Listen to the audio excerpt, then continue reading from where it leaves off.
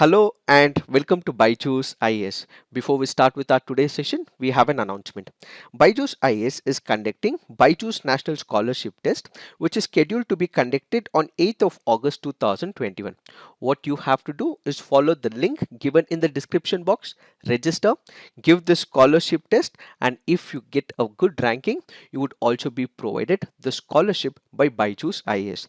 After you get the scholarship, you would also be provided all the guidelines and the lectures as well so that you would be able to clear this examination on the very first go. Now let's get started and look into the first question. What is Project Himank? It is a high altitude research station in Himalaya. It is the country's first robotic telescope located at the Indian Astronomical Observatory at Hanle in Ladakh. It is an initiative of the Indian government to safeguard the Himalayan coil. It is a project of the Border Roads Organization in the Ladakh region. What is this Project Himank? The answer to this is it is a project of Border Roads Organization in the Ladakh region. What is the importance of this particular project? This project is an initiative of the BRO. What will it do? It will construct roads, maintain the roads, and at the same time, it will build in the necessary infrastructure in this particular region. Added to this, we also have the military forces who may have to move from one region to another along the border areas, especially along the line of actual control. So what this project Himang does is that the border roads organization will help the military in moving from one region to another region because of the construction of the infrastructure. Why have we taken this practice question? Because this article here makes a mention of Project Himang. Now let's look into the next question. Consider the following statements with respect to Anaimalai flying frog. It is endemic to the southern part of the Western Ghats. Its IUCN status is endangered. Which of the above statements is or correct? The answer to this is one only. Why have we taken this practice question? Because this article here makes a mention of Anaimalai flying frog. This species of frog is in the family of Rhacophoridae. As the very name denotes, it is endemic to the Anaimalai Hills, which is in the southern part of the Western Ghats, and outside the protected area. It is also threatened by the habitat loss as well, caused by the conversion of the forest as well as timber extraction. And when it comes to its IUCN status, it is not endangered, but it is critically endangered, which is why the answer to this would be one only. Now let's look into the next question. Which of the following statements is or correct? Sand is a minor mineral under the Mines and the Minerals Regulation Act of 1957. The act empowers the state governments to make rules for regulating the grant of minor mineral concessions. Central government is the owner of the minerals underlying the ocean within the territorial waters or the exclusive economic zone of India. Which of the statements are correct? The answer to this is 1, 2 and 3. Why have we taken this practice question? Because this article here makes a mention of illegal sand mining. What is that we have to understand here? Sand, yes, it is a minor mineral. There are two types of minerals. One is what is called as the major mineral. The other is the minor mineral. Sand here happens to be a minor mineral and it is prescribed in the Mines and the Minerals Act of 1957. Apart from sand, you can also take the example of building stones, gravel, ordinary clay, ordinary sand, all come under the minor minerals. It is the central government which would be able to add what is a minor mineral, but who would be able to regulate it, who would be able to make rules for leasing, who would be able to make rules for the mining leases? It is the state government. So the central government will add it in the act, but it is the state government who would be able to make the rules. So kindly remember, when you go back to the first statement, yes, it is a minor mineral. It is the central government which would be able to add it, but the rules for the concessions, for the lease agreements, for the quarry leases, for the mineral concessions will all be given by the state governments. Also remember, when it comes to the minerals, it will be owned by the state governments, but those minerals which are underlying the ocean, that become the part of the central government. If there are minerals within the territorial reach of the state, it will go to the state governments, but those which are in the oceanic water, that will come under the control of the central government. Now let's look into the next practice question. With reference to Indian Regional Navigation Satellite System, which of the following statements is or incorrect? It is designed to provide accurate position information service to users in India as well as the region extending up to 1500 kilometers from its boundary. ISRO has built a total of 8 satellites in the IRNSS series, of which 7 are currently in orbit. 3 of these satellites are in geostationary orbit while the remaining in geosynchronous orbit. Which of the statements are incorrect? Since it is asking for the incorrect statement, the answer to this would be 2 only. Why have we taken this practice question?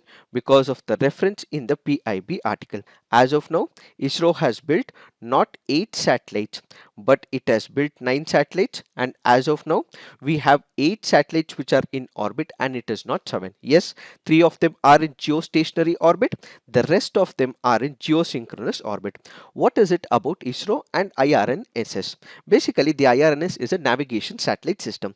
It has built about 9, but one was its unsuccessful launch. So we have IRNSS 1H which was unsuccessful. So it built about 9 satellites, but as of now what we have is about 8 satellites which are in orbit. There are 3 in the geostationary orbit and rest of them are in the geosynchronous orbit. Do remember, because this can be asked in your preliminary examination. So what are the functions of the IRNSS? It can be used in terrestrial, aerial and marine navigation, disaster management, vehicle tracking and fleet management, integration with mobile phones, precise timing, mapping and geodetic data capture, terrestrial navigation aid for hikers and travelers, visual and voice navigation for the drivers as well. Now let's look into the next practice question. In India, which of the following have the highest share in the disbursement of credit to agriculture and allied activities? Commercial banks, cooperative banks, regional rural banks, microfinance institutions. The answer to this is commercial banks. This happens to be a previous year question from the year 2011. Now let's look into the fact of the day. The fact of the day for today's discussion is INS Vikrant. What is this INS Vikrant? This happens to be an indigenous aircraft carrier. As of now, it is called as Indigenous Aircraft Carrier 1, but once it steps into the service and it is being used by the Indian Navy, it will be called as INS Vikrant. Now the question is, why is it called as INS Vikrant? INS Vikrant was one of the aircraft carriers which was decommissioned in the year 1997. Since it had helped India in number of wars, especially during 1971 war, it has served India for large number of years and it was decommissioned in 1997. A name would also be given in the near future so that we remember the earlier INS Vikrant. So INS Vikrant was in existence until 1997. Now whatever will come in the near future will also be called as INS Vikrant so that we remember that aircraft carrier which had served India for several decades. Now let's understand some of the important features of this INS Vikrant. It has a height of about 59 meters. The crew capacity would be about 1700. There'll be about 2300 compartments. The top speed would be 28 knots. Cruising speed will be 18 knots. Endurance will be about 7500 nautical miles. And these are the weaponry that might be present in INS Vikrant. But do remember, most of these details are kept in secret and may not be revealed by Navy because of the security considerations. There are about 14 decks. The width is about 62 meters. The weight is about 40,000 tons and it has a length of 262 meters. These can also be very important from the preliminary examination point of view. So kindly remember this INS Vikrant in the present situation, which will be coming into the fold in the next year, is one of the first aircraft carrier designed and built in India. The earlier INS Vikrant was one which was imported, but this INS Vikrant is indigenously built in India. So this will be an asset for India as it is indigenously constructed. What is the significance of this particular project? Earlier, most of these were imported from multiple countries. Let's say, for example, we have been importing it from Russia or we have been importing from the United Kingdom, but this happens to be an indigenous project where India is developed it. Apart from this, most of the countries do not have the complexities. It is only few countries which are able to build the aircraft carrier.